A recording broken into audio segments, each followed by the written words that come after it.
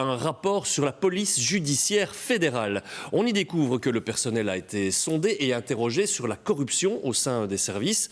Et les conclusions pointent un sérieux problème à ce niveau-là. Le rapport est déjà contesté, je ne vous le cache pas, mais la Chambre des représentants pourrait néanmoins se pencher bientôt sur cette affaire. Rudy Hermans, Laurent Vanderberg et Martin Collier.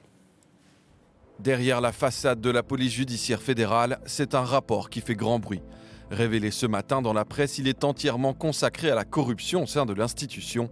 Nous avons pu le consulter et ses conclusions sont interpellantes. Interrogés, 30% des policiers déclarent avoir constaté une ingérence illicite dans un dossier. D'autres parlent carrément de corruption au sein de l'organisation.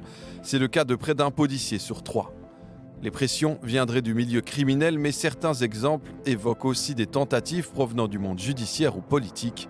Une corruption qui, une fois dénoncée en interne, ne serait pas suffisamment suivie des faits. Plus de 30% des policiers ne sont pas satisfaits des suites données. Ce député a pu lire le rapport. Pour lui, il faut agir. Il y a beaucoup de policiers qui disent « Moi, j'ai vu quelque chose concernant la corruption, je dis ça à mon collègue ou à mon supérieur. » Et lui, il ne fait pas ce qu'il doit faire. En lisant le rapport, je suis choqué quand même parce qu'il y a un problème. On doit trouver des solutions. Et pour nous, ça commence avec une audition dans le Parlement. Kroon, tout comme la NVA, demande des auditions au Parlement. De son côté, la police judiciaire fédérale rappelle que ce rapport a été fait à sa demande. Mais aujourd'hui, elle remet en cause sa méthodologie. Elle évoque un manque de représentativité, de rigueur scientifique et statistique.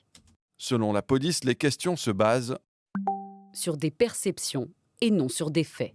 La police assure aujourd'hui travailler avec des experts issus du monde académique pour aller plus loin. De son côté, Bernard Quintin, le ministre de l'Intérieur, rappelle que si des dossiers disciplinaires sont signalés, sont évidemment suivis au niveau disciplinaire en interne et font, le cas échéant, l'objet de poursuites judiciaires. Depuis 2020, 10 dossiers disciplinaires ont été ouverts, 4 ont débouché sur des sanctions.